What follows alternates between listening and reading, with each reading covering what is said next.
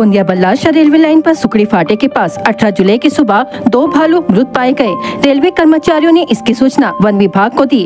One परिक्षेत्राधिकारी HD Khobragade ने बताया कि दोनों भालुओं के शव का पंचनामा कर स्थानीय वन क्षेत्र में अंतिम संस्कार किया गया। अर्जुनी मोरगांव तहसील से Gondia Balharshah railway line one क्षेत्र से होकर गुजरती है, जिससे क्षेत्र में जंगली जानवरों की बहुत अधिक आवाजाही रहती है। इसी बीच गुरुवार की सुबह रेलवे कर्मचारियों को सुकड़ी फाटे के पास 2 मृत भालू मिले। वन विभाग की ओर से इस पर तत्काल संज्ञान लेते हुए घटना स्थल का पंचनामा किया गया। माना जा रहा है कि दोनों भालुओं की मौत ट्रेन की टक्कर से हुई है। अर्जुनी मोरगांव वन क्षेत्र में प्रकाश निष्कासन अधिकारी SG अवगान, वन परिक्षेत्र अधिकारी HD खोबरागड़े की उपस्थिति में पशुधन विकास अधिकारी उज्जवल बावनथड़े ने अंतिम संस्कार किया। घटना की जांच सहायक वन संरक्षक प्रमोद कुमार पंचभाई के मार्गदर्शन में SD अवगान कर रहे हैं।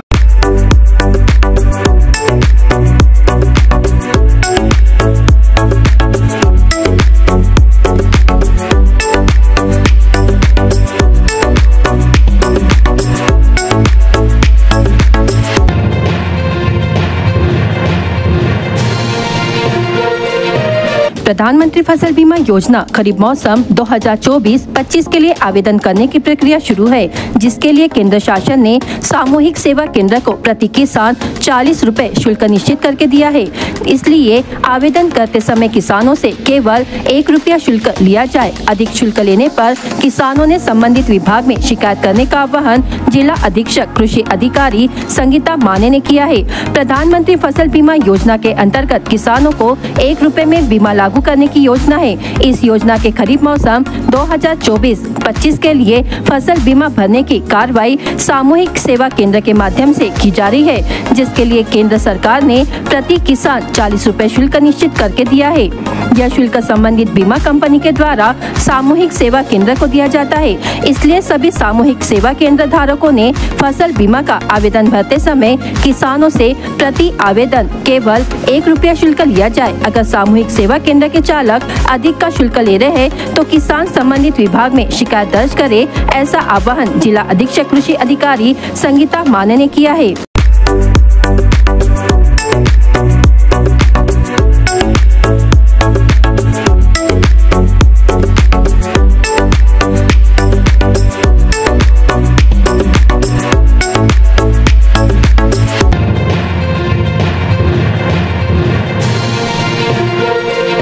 जंगली सुअरों और बंदरों ने गन्ने की खेती को सचमुच नष्ट कर दिया है। गन्ने की फसल उगाने में किसान को लाखों रुपए से अधिक की लागत आती है। इस प्रकार जंगली सुअरों ने गन्ने की खेती को नष्ट कर दिया।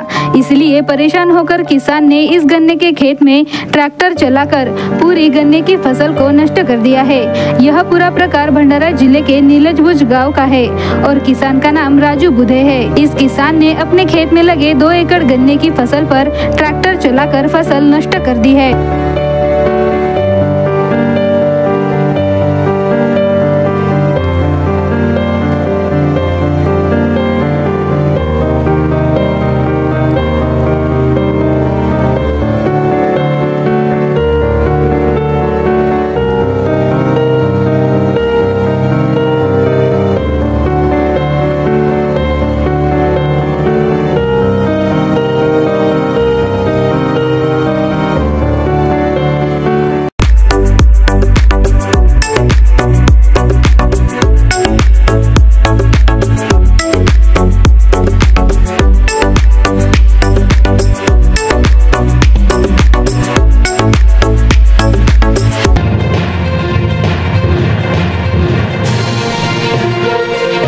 मागील 2 महिन्यांपासून वीज प्रति युनिट दर व इतर आकाराच्या रूपात महाराष्ट्र राज्य विद्युत वितरण कंपनीने दर वाढविल्यामुळे आधीच महागाईने त्रस्त असलेली जनता वाढीव बिलामुळे होरपळून निघत असून ग्रामीण भागातील कृषी पंपांना पावसाळ्याचे दिवस लक्षात घेता रात्रीला होणारा वीज पुरवठा बंद करून दिवसालाच देण्याची मागणी या निवेदनाद्वारे शिवसेना उद्धव बाळासाहेब ठाकरे गटाने केली आहे। तर महावितरण कंपनीने वाढविलेले विजेचे दर त्वरित कमी करून जिल्ह्यातील कृषी पंपांना दिवसालाच वीज पुरवठा करून सामान्य जनतेला आणि शेतकरी बांधवांना न्याय द्यावा, अन्यथा शिवसेना उद्धव बाळासाहेब गटद्वारे महावितरण कंपनीने चालविलेल्या हुकुमशाही विरोधात तीव्र आंदोलन करेल असा इशारा देखील दिला आहे।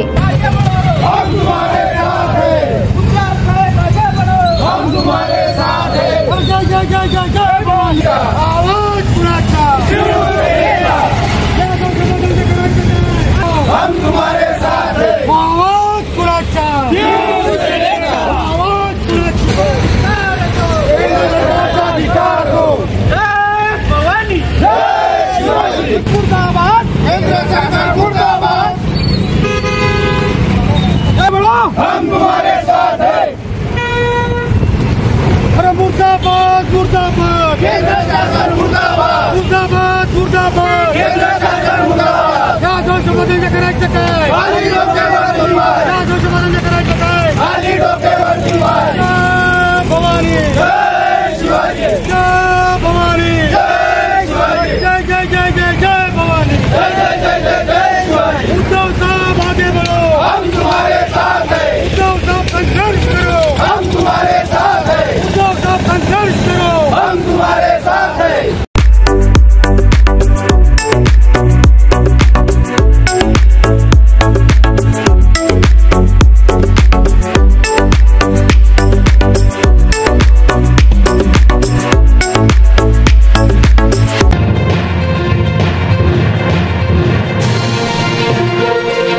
भंडारा जिल्ह्यातील नवेगाव नागझिरा अभयारण्यातील पिटेझरी येथे माधव सोना वलके या शेतकऱ्याने 6 महिन्यांपासून पिटेझरी येथील जंगलातील काही भाग लाखनी वन विभाग क्षेत्रातील येणाऱ्या 4 एकर जमिनीवर अतिक्रमण केले असून तिथे पीक लागवडीला सुरुवात केली होती। ही बाब वन विभागाला लक्षात येताच वन विभागाने वारंवार सूचना व नोटीस देऊनही त्यांनी नोटीसला प्रत्युत्तर दिले नाही। शेवटी वन विभाग लाखनी येथील वन क्षेत्र अधिकारी सूरज गोखले तसेच साकोली येथील वन विभागाची टीम व पोलीस अधिकारी यांच्या सोबत अतिक्रमण काढत असताना सोना वलके यांनी अतिक्रमणाला विरोध करत जेसीबीच्या खाली येऊन बसली होती। मात्र वन विभागाने पोलिसांनी तिला उचलून बाहेर काढले।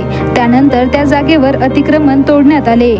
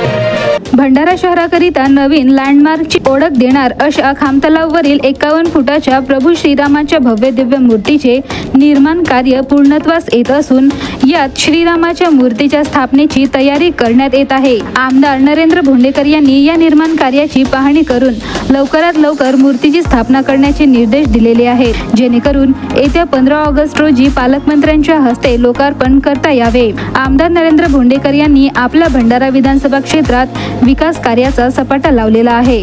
या क्षेत्राचे नाव जागतिक स्तरावर नेण्याचे त्यांनी प्रण घेतले आहे, ज्याकरिता वैनगंगा नदीवर त्यांनी गोसे जल पर्यटन सारखा प्रकल्प हाती घेतला असून त्यांचे भूमिपूजन नुकतेच मुख्यमंत्री एकनाथ शिंदे यांच्या हस्ते पार पडले। या विकास कामामध्ये भंडारा शहर करिता माइलस्टोन ठरणार आहे ते शहरातील खामतलाव येथे स्थापित होणार असलेली श्रीरामाची 51 फुटाची भव्य प्रतिमा। या प्रतिमेचे काम मुंबई येथील शिल्पकारांच्या हस्ते घडवून आणलेले असून आता ही प्रतिमा तुकड्यांमध्ये भंडारा येथे पोहोचण्यास तयार झालेली आहे, ज्याकरिता तलावातील फाउंडेशनचे काम पूर्णत्वास आले आहे। जवळपास 45 कोटीच्या लागतने बनलेल्या या प्रतिमेची लवकरात लवकर स्थापना करून येत्या 15 ऑगस्ट रोजी जिल्ह्याचे पालकमंत्री यांच्या हस्ते प्रतिमेचे लोकार्पण केले जाईल।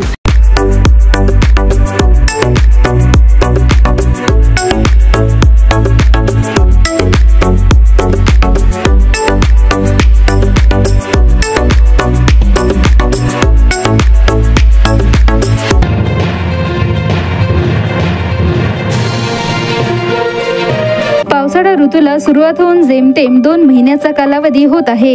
या 2 महिन्यांच्या कालावधीत पावसाची 4 नक्षत्र निघून गेली। मात्र या दमदार पावसाच्या नक्षत्रात दमदार पाऊस बरसलेला नसल्याने शेतात भरलेले धानाचे परे रोवणी योग्य होऊनही शेतकऱ्यांची पावसाअभावी रोवणीची कामे लांबीवर गेली आहेत। त्यामुळे नक्षत्रांवर नक्षत्र कोरडे जात असले तरी एकतरी नक्षत्र दमदार पावसाच्या सरी घेऊन बरसेल अशी आशा बळीराजाला लागलेली आहे। पावसाळा ऋतूला सुरुवात होऊन 4 नक्षत्र निघून गेले। पावसाच्या मृग नक्षत्रात शेतकरी शेतीची मशागत करून धानाची परे भरणीची काम करून सज्ज होतो। मात्र पावसाच्या 4ही नक्षत्रात दमदार पाऊस न पडल्याने शेतात पाणी साचलेले नाही। 4ही नक्षत्रात जेमतेम पावसाच्या सरी पडल्या। मात्र त्या पावसाच्या सरी धानाची परे जगविण्यासाठी व वाढविण्याकरिता फायदेशीर ठरल्या। आजच्या घडीला धानाची परे हे रोवणी योग्य झालेले आहेत। ज्यांच्याकडे सिंचनाची सुविधा उपलब्ध आहे अशा शेतकऱ्यांची रोवणी झालेली आहे। मात्र ज्यांची शेती कोरडवाहू आहे, वरच्या पाण्यावर अवलंबून आहे, अशा शेतकऱ्यांच्या धानाची परे रोवणी योग्य असूनही शेतात पाणी नसल्यामुळे रोवणीची कामे खोळंबलेली आहेत। नक्षत्रांवर नक्षत्र बदलत असले तरी दमदार पाऊस येत नसल्याने कोरडवाहू शेतकरी चिंताग्रस्त झालेला आहे।